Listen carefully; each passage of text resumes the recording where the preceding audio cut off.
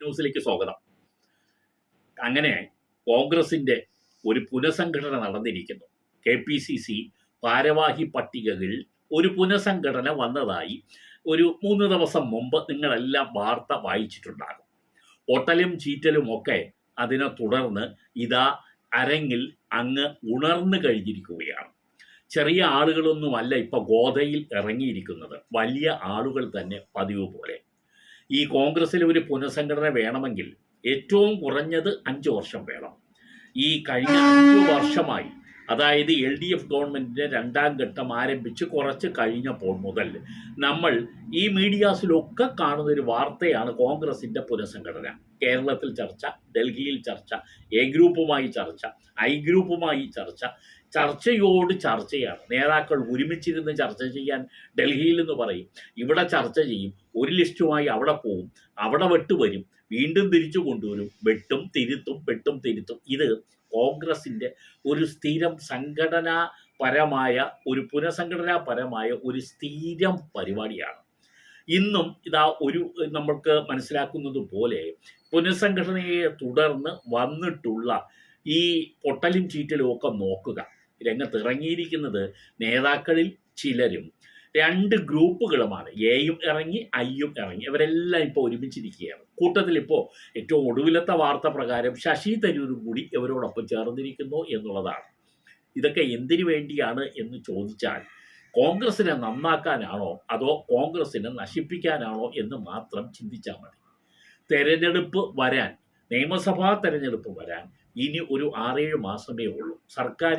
നിലവിലുള്ള സർക്കാരിൻ്റെ കാലാവധി തീരാൻ പോവുകയാണ്. ജനങ്ങൾ മുഴുവൻ കാത്തിരിക്കുകയാണ് ഈ സർക്കാരിനെ താഴെ ഇറക്കാൻ.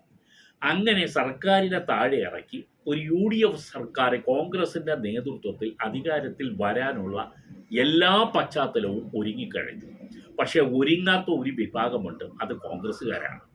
അവർക്ക് ഈ തമ്മിത്തല്ലൽ അങ്ങ് തുടർന്നുകൊണ്ടേയിരിക്കണം. അല്ലെങ്കിൽ ഈ പുനഃസംഘടനയുടെ കാര്യം തന്നെ നമ്മൾ നോക്കുക. എല്ലാവരെയും തൃപ്തിപ്പെടുത്താൻ വേണ്ടി വന്ന ഒരു കണക്ക് നോക്കിയാൽ അക്ഷരാർത്ഥത്തിൽ ഇതൊരു ജംബോ കമ്മിറ്റി തന്നെയാണ്. ഇല്ലെങ്കിൽ ഇത്രയും ഭാരവാഹികളെ കുത്തി നിറച്ച് ഈ കോൺഗ്രസിൻ്റെ വഞ്ചി തുഴയേണ്ട കാര്യമുണ്ടോ? 120 സെക്രട്ടറിമാർ, ഇപ്പോൾ 59 ജനറൽ സെക്രട്ടറിമാരെ ഇപ്പോൾ പ്രഖ്യാപിച്ചു. ഒരാളെ കൂടി പ്രഖ്യാപിച്ച് 60 ആക്കുമെന്ന് കേൾക്കുന്നു. അതോ അതിൽ കൂടുതലാണോ എന്ന് നമ്മൾ അറിയേണ്ടതുണ്ട്. അപ്പോൾ ഇത്രയുമൊക്കെ ആലോചിച്ച് കഴിഞ്ഞാൽ ജനറൽ സെക്രട്ടറി വരെ പ്രഖ്യാപിച്ചു കഴിഞ്ഞു, 60 വൈസ് പ്രസിഡന്റുമാരെ പ്രഖ്യാപിച്ചു. ഇനി വരാൻ പോകുന്ന 120 സെക്രട്ടറിമാരാണ് ഇനി അടുത്ത ലിസ്റ്റിൽ വരാൻ പോകുന്നത്. എൻ്റെ പൊന്നെ, ഇത് ഇവരെയൊക്കെ എന്തിനാണ് ഇത്രയും ആളുകളെ ഈ കയറ്റി നിറച്ച് ഈ ലിസ്റ്റ് ഇങ്ങനെ വലുതാക്കുന്നത്? ഒറ്റ ചോദ്യം കോൺഗ്രസ് നേതൃത്വത്തിനോട് ചോദിക്കട്ടെ. ഒരാളിന് ഒരു പദവി എന്നുള്ള ഒരു തീരുമാനം AICC എടുത്തിരുന്നില്ലേ? ചിലർക്ക് എക്സംഷൻ കൊടുത്തു. അത് വെച്ച് നോക്കിയാൽ കേരളത്തിൽ MLA തന്നെ വൈസ് പ്രസിഡന്റ് ആകുന്നു, അതുപോലെ MP തന്നെ ജനറൽ സെക്രട്ടറിമാരാകുന്നു. ഇങ്ങനെ അങ്ങോട്ടും രാഷ്ട്രീയകാര്യ സമിതിയിൽ വരുന്നു. ശരി, നമുക്ക് സമ്മതിക്കാം, MP ആയാലും MLA ആയാലും രാഷ്ട്രീയകാര്യ സമിതിയിൽ വരേണ്ടതായ ചില ആളുകളുണ്ട്, അവർ വരണം. തീർച്ചയായിട്ടും നമുക്ക് ആ ഭാഗത്തിന് ഒരു എക്സംഷൻ കൊടുക്കാം. മറിച്ച് ഈ ഭാരവാഹി പട്ടികകളിൽ ഒരു വലിയ സ്ഥാനം വഹിച്ചു കൊണ്ടിരിക്കുന്ന ആളുകളെ വീണ്ടും ഈ സംഘടനാപരമായ ചുമതലകളിലേക്ക് കൊണ്ടുവരുമ്പോൾ അവർ ഏത് നോക്കും? MLA എന്നുള്ള നിലയിൽ അവരുടെ ചുമതല നോക്കുമോ? അതോ ഇവിടെ വൈസ് പ്രസിഡന്റ് അല്ലെങ്കിൽ ജനറൽ സെക്രട്ടറി എന്നുള്ള നിലയിൽ അവരുടെ ചുമതല നോക്കുമോ? ഇത് കോൺഗ്രസ് ആലോചിക്കാനുള്ളത്. നല്ല മിടുമിടുക്കരായ നിരവധി ചെറുപ്പക്കാർ വെളിയിൽ നിൽക്കുന്നുണ്ട്. അവരെ ഈ കൊണ്ടുവന്ന് അവരെ സംഘടനാ ചുമതല ഏൽപ്പിക്കുകയല്ലേ വേണ്ടത്? മറിച്ച് ഒരു സ്ഥാനമുള്ള ആളെ വീണ്ടും ഒരു സ്ഥാനത്തേക്ക് കൂടി അവരെ ഇൻക്ലൂഡ് ചെയ്യേണ്ടതിന് എന്ത് കാര്യമാണ് റീസൺ എന്താണ് നിങ്ങൾ പറയുക? നിങ്ങൾ പറയാനുള്ളത് അത് തന്നെയാണ്. ഇനി ഇതിനിടയ്ക്ക് അത് നമുക്ക് അവിടെ നിർത്താം. അടുത്ത കാര്യം നമുക്ക് നോക്കാം. ഇപ്പോൾ ഈ പ്രഖ്യാപിച്ചു കഴിഞ്ഞ ഭാരവാഹി പട്ടികകളെ കുറിച്ച് എവിടെയൊക്കെ നിന്നുള്ളതാണ് വിമർശനം വരുന്നതെന്ന് നോക്കുക. ഇപ്പോൾ ഓർത്തഡോക്സ് സഭയുടെ ഒരു അച്ഛൻ തന്നെ രംഗത്തിറങ്ങിയിരിക്കുകയാണ്. ഞങ്ങളുടെ വിഭാഗത്തിനെ തള്ളിക്കളഞ്ഞു എന്നുള്ളതാണ് ഈ അച്ഛൻ്റെ ഒരു ആക്ഷേപം.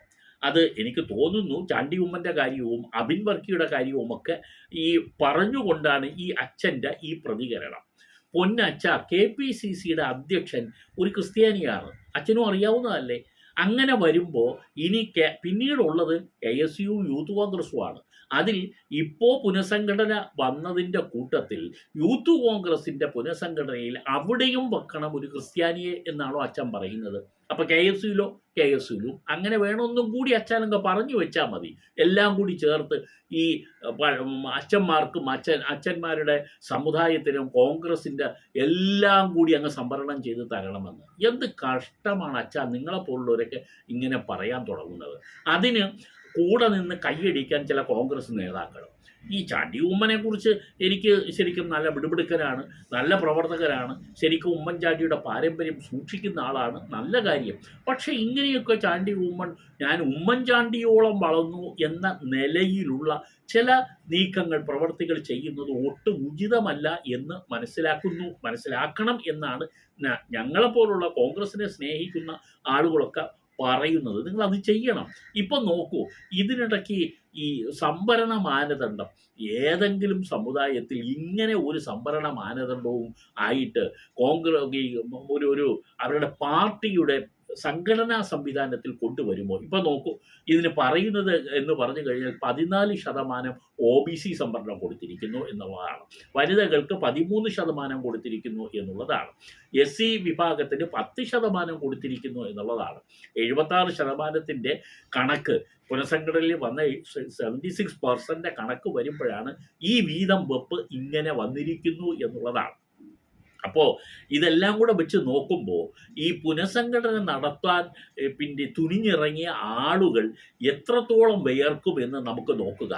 ഇങ്ങനെ സമുദായ സംവരണം വെച്ച് നോക്കുമ്പോഴത്തേക്കും ചില വരേണ്ട ആളുകളെ ഒഴിവാക്കേണ്ടി വരും. അങ്ങനെ വരുമ്പോൾ അവരെ പിന്താങ്ങുന്ന നേതാവ് അപ്പോൾ ഉടുപ്പുകൊണ്ട് ഇറങ്ങും, വിമർശിക്കാനും ചീത്ത വിളിക്കാനും. ഇതൊരു സ്ഥിരം ഏർപ്പാടായി വരുന്നത് കോൺഗ്രസിനെ സ്നേഹിക്കുന്ന ആളുകൾക്കൊക്കെ മടുപ്പും വെറുപ്പും ഉണ്ടാക്കുന്ന കാര്യങ്ങളാണ്. ഇതെല്ലാം പുറത്തു വരുമ്പോൾ ജനം പറയുന്നത് ഇവരിതെന്തിനാണ് തമ്മിലടിക്കുന്നത്? ഈ അടുത്ത് അധികാരം അവർക്ക് കിട്ടാൻ പോകുന്ന ഒരു അവസരം ഇവരെല്ലാം കൂടെ കളഞ്ഞു കുളിക്കുകയാണോ എന്നാണ് പരസ്യമായി ആളുകൾ പറയാൻ തുടങ്ങിയിരിക്കുന്നത്.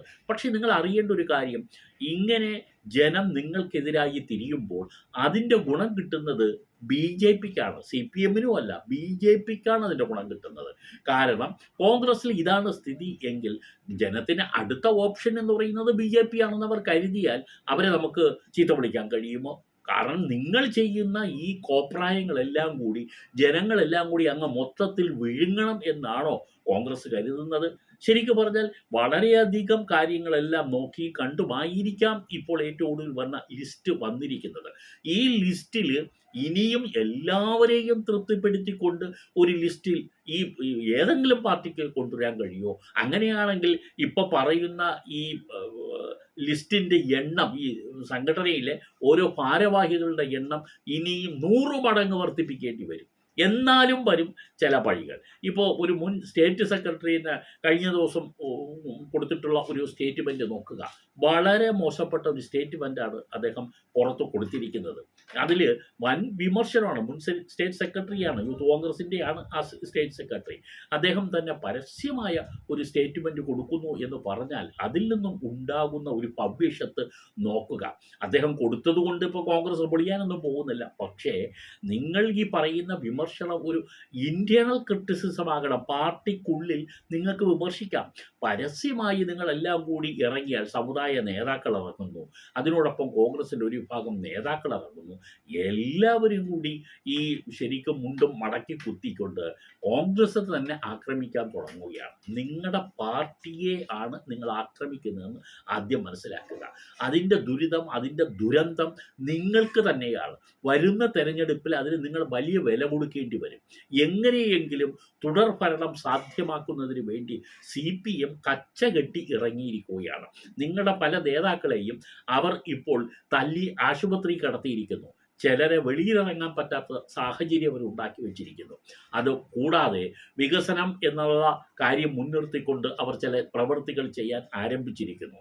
പുതിയ പ്രഖ്യാപനങ്ങൾ വരാൻ അവർ തയ്യാറെടുക്കുന്നു. പ്രഖ്യാപനങ്ങൾ കൊണ്ടുവരാൻ, അതിൽ ക്ഷേമ പെൻഷൻ വർധനവ് കൊണ്ടുവരാൻ അവരെ മുൻകൈയെടുക്കാൻ സാധ്യത വളരെ കൂടുതലാണ്. മറ്റൊന്ന് ശമ്പള പരിഷ്കരണം, സർക്കാർ ജീവനക്കാരുടെ ശമ്പള പരിഷ്കരണം പ്രഖ്യാപിച്ച് അവരെ തൃപ്തിപ്പെടുത്താൻ നോക്കുകയാണ്. പല കാര്യങ്ങളിലും അവർ ഈ ഇലക്ഷൻ മുൻനിർത്തിക്കൊണ്ടുള്ള ചില അജണ്ടകൾ ഫിക്സ് ചെയ്തതായിട്ടാണ് മനസ്സിലാക്കുന്നത്. അപ്പോൾ അവർ അതിൻ്റെ മുന്നോട്ട് പോകുമ്പോൾ നിങ്ങൾ സ്വയം പിന്നോട്ട് പോവുകയാണോ? യു ഡി എഫിന് നേതൃത്വം നൽകുന്ന കോൺഗ്രസ് നേതാക്കൾ ചിന്തിക്കേണ്ട കാര്യമാണ്. നിങ്ങൾ മാത്രമല്ല യു ഡി എഫിൻ്റെ കക്ഷികൾ, യു ഡി എഫിൽ ഘടകകക്ഷികൾ വേറെയുമുണ്ട്. അവർ നിങ്ങൾക്കെതിരെ മാറിക്കൊണ്ടിരിക്കുകയാണ്. അവർക്കും മടുത്തു എന്നുള്ളതാണ് അവർ പറയുന്ന കാര്യം. ഒരു സംഘടനയുടെ ഭാരവാഹി പട്ടിക പ്രഖ്യാപിച്ച് കഴിഞ്ഞാൽ പിന്നീട് ഈ എല്ലാ മീഡിയാസിലും ഇതിന് പിന്നീട് ചർച്ച ഉണ്ടാക്കുന്ന തരത്തിലുള്ള നെഗറ്റീവ് കമൻറ്റുകളുമായി ആരെങ്കിലും ഇറങ്ങി പുറപ്പെട്ടിട്ടുണ്ടെങ്കിൽ അവർ കോൺഗ്രസിനെ സ്നേഹിക്കുന്നവരല്ല എന്ന് തന്നെ പറഞ്ഞു നിർത്തേണ്ടി വരുന്നു. ഇത് ഒരു പക്ഷേ നിങ്ങളെല്ലാം മറന്നു പോകുന്ന പ്രധാനപ്പെട്ട കാര്യം നേരത്തെ പറഞ്ഞതുപോലെ ഇനി ഒരു 7-8 മാസമേ ഉള്ളൂ ഈ ഭരണം തീരാൻ. പുതിയ ഇലക്ഷൻ വരാൻ പോവുകയാണ്. അതിനു മുമ്പ് ലോക്കൽ ബോഡി ഇലക്ഷൻ വരും. ലോക്കൽ ബോഡി ഇലക്ഷനിലൊന്നും പ്രത്യക്ഷത്തിൽ ചിലപ്പോൾ ഇതൊന്നും സ്വാധീനിച്ചെന്ന് വരില്ല. പക്ഷെ നിയമസഭാ തെരഞ്ഞെടുപ്പിൽ ഇതൊന്നും സ്വാധീനിക്കാതിരിക്കില്ല എന്ന് പറയാൻ രാഷ്ട്രീയ നിരീക്ഷകരായവർക്ക് കഴിയില്ല. കോൺഗ്രസ് നേതാക്കൾ കുറച്ചുകൂടി സംയമനം പാലിക്കുന്നത് നല്ലതാണ്. എൻ്റെ അഭിപ്രായത്തിൽ ഇപ്പോൾ ഈ 100 എന്ന് പറയുന്ന ഭാരവാഹി പട്ടികയിൽ വരാൻ പോകുന്ന 100 അല്ല 120 സെക്രട്ടറിമാരെ ശരിക്കു പറഞ്ഞാൽ അതിനെ ഒരു 500 സെക്രട്ടറിമാരാക്കുക. അതല്ലാതെ ഈ കോൺഗ്രസിനെ സംബന്ധിച്ചിടത്തോളം ഇനി ഇതിലപ്പുറത്തേക്ക് പിന്നെ പോകാൻ കഴിയുകയില്ല എന്നുള്ളതാണ്. ഇതാണ് പോക്കെങ്കിൽ ശരിക്കും 500ഓ 5000ഓ സെക്രട്ടറിമാരെ അങ്ങ് ആക്കി കൊടുക്കുക.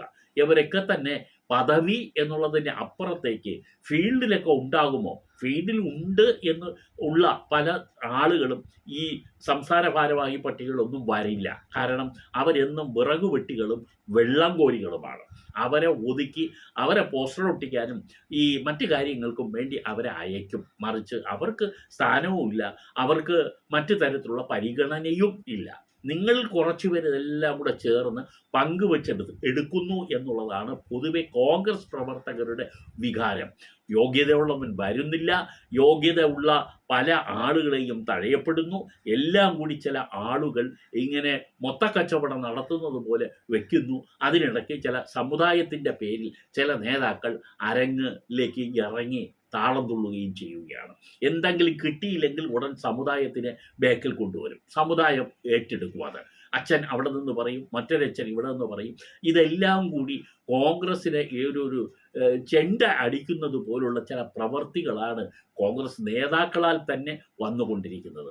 ഈ ലിസ്റ്റ് എന്ന് പറയുന്നത് ഇത്രത്തോളമെങ്കിലും കാലങ്ങൾ എടുത്തതിന് ശേഷം കൊണ്ടുവന്ന ഒരു ലിസ്റ്റിനെ പ്രഖ്യാപിച്ചപ്പോൾ, AICC പ്രഖ്യാപിച്ചപ്പോൾ അച്ചടക്കമുള്ളൊരു കോൺഗ്രസ്സുകാരൻ എന്നുള്ളതിൽ അത് അംഗീകരിക്കുകയാണ് ഒരു കോൺഗ്രസ് നേതാവിൻ്റെയും പ്രവർത്തകൻ്റെയും ആദ്യത്തെ ചുമതല. അത് നിർവഹിച്ചില്ലെങ്കിൽ പറയാം, കാലം നിങ്ങൾക്ക് മാപ്പ് തരില്ല.